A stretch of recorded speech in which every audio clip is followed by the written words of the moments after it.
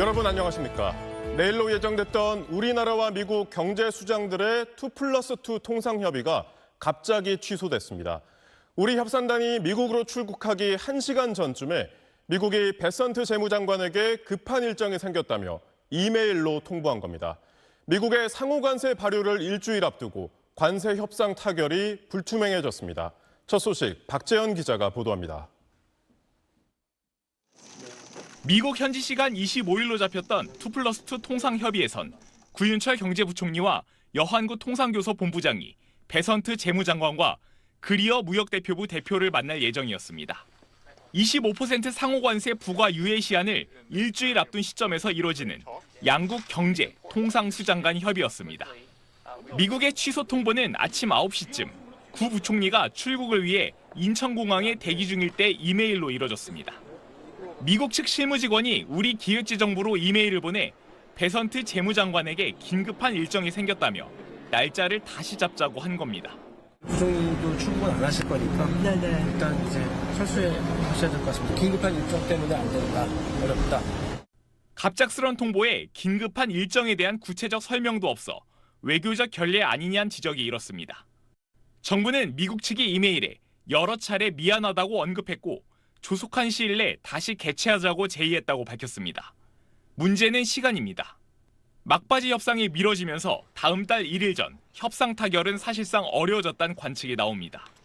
당장 오는 28일과 29일 베선트 장관은 중국과의 관세 협상을 위해 스웨덴을 방문할 예정으로 알려졌습니다.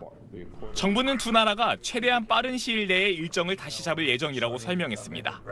또 방미 중인 여한구 통상교섭 본부장은 그리어 대표와 별도 만남을 위해 접촉 중이고 김정관 산업부 장관은 러트닉 상무장관 등과의 면담 일정을 예정대로 추진할 거라고 밝혔습니다. 앞으로 일주일 협상에 진척이 없을 경우 우리 기업들은 25% 상호관세는 물론 협상을 타결한 일본과의 관세 격차에도 노출될 수밖에 없는 상황입니다. SBS 박재현입니다.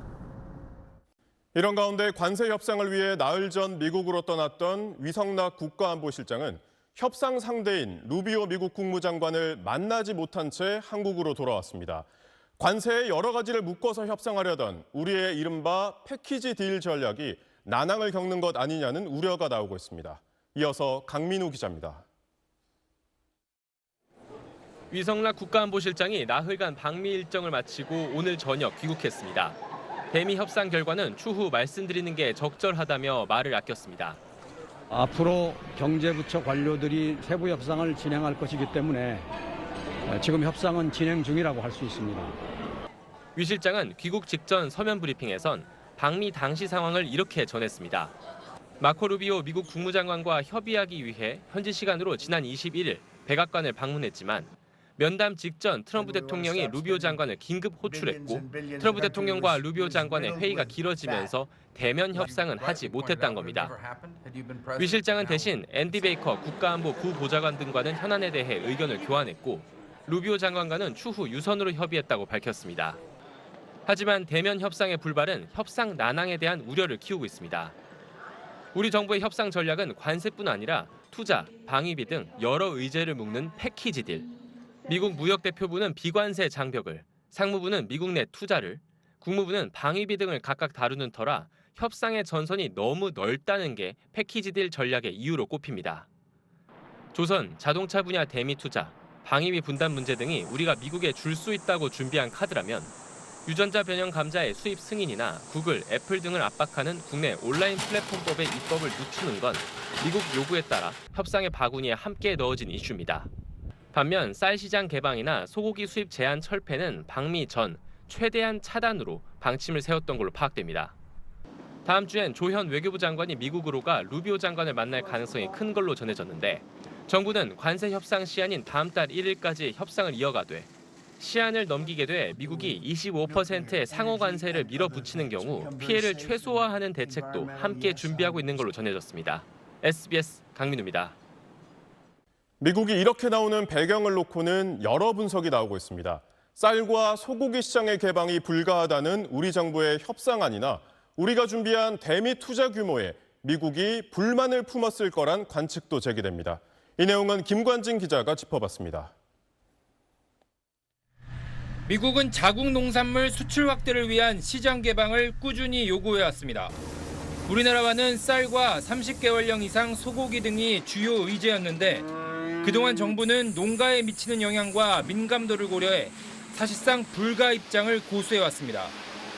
이번 2+2 협의 취소를 두고 정부는 협상 문제와는 관련이 없다고 선을 그었지만 미국이 우리 측 협상안에 대한 불만으로 압박 수위를 끌어올리려는 것 아니냐는 분석이 나오는 이유입니다.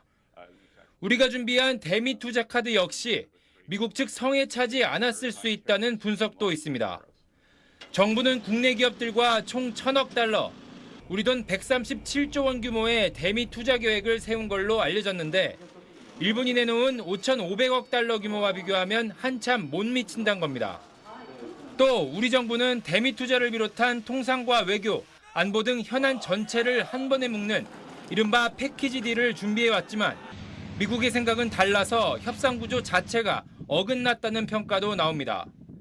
최근 미국과 협상을 타결한 일본 역시 초기에는 패키지 딜을 추진한 걸로 알려졌지만 결과적으로 방위비 문제는 최종 합의에 포함되지 않았다고 밝혔습니다.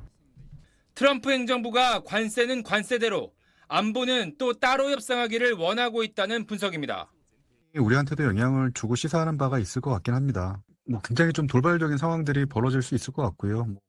미국이 안보 동맹과는 별개로 통상 분야에선 철저한 실리 외교를 고수하고 있는 만큼 협상의 실효성을 높이기 위한 추가적인 전략 고민이 필요하다는 목소리도 나옵니다.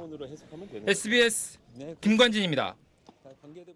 그럼 이번에는 워싱턴 연결해서 미국 측 움직임 자세히 분석해 보겠습니다. 네, 김용태 특파원, 미국 현지에서는 2+2 통상협의가 취소된 걸 어떻게 보고 있습니까? 네, 이번 통상협의를 지원해온 주미 한국 대사관은 갑작스러운 취소에 당황한 기색이었습니다. 일각에선 경제부총리가 출국 직전에 공항에서 발걸음을 돌렸다는 점에서 동맹에 대한 배려가 부족했다는 지적이 나왔습니다. 한미 관계 이상 기류설도 흘러나왔습니다만 정부에선 베선트 장관의 급한 사정 때문이지 다른 뜻, 즉 한국에 대한 홀대나 협상에 문제가 있는 건 아니라면서 확대 해석을 경계하고 있습니다. 네, 그런데 중요한 건 이제 관세 협상 시한이 일주일밖에 남지 않았던 거잖아요. 바로 그 점이 부담입니다. 트럼프 대통령은 시장 개방을 안 하면 관세는 더 높아진다. 일본은 사상 처음 시장을 개방했다며 우리에겐 부담스러운 소리를 반복하고 있습니다. We will pay a zero tariff as we do business in Japan. So we're paying zero, they're paying 15. We're getting $550 billion. 트럼프는 일본 관세를 1%포인트 내릴 때마다 쌀 수입 확대 같은 확실한 대가를 요구한 것으로 전해졌고 일본이 제시한 4천억 달러 투자액은 펜으로 지우고 다시 써가면서 5,500억 달러까지 늘렸습니다. 상대를 벼랑 끝으로 모는 트럼프식 협상 전략은 우리에게도 그대로 적용될 텐데 이번에 한미 협상 취소도 결국 한국이 더 양보하라는 메시지가 아니겠느냐 이런 관측까지 나오고 있습니다. 네, 이대로라면 예정대로 25% 관세가 부과될 텐데 우리가 이걸 피할 방법은 없는 건가요?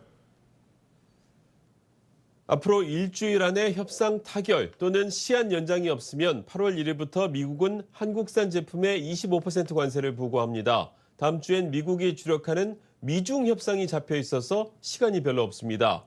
일본에 적용한 15% 관세가 한국에도 기준선이 될 거란 외신 보도가 나왔습니다만 현재 상황으로 봤을 때 우리에겐 쉽지는 않은 기준선이 될 것 같습니다. 지금까지 워싱턴이었습니다.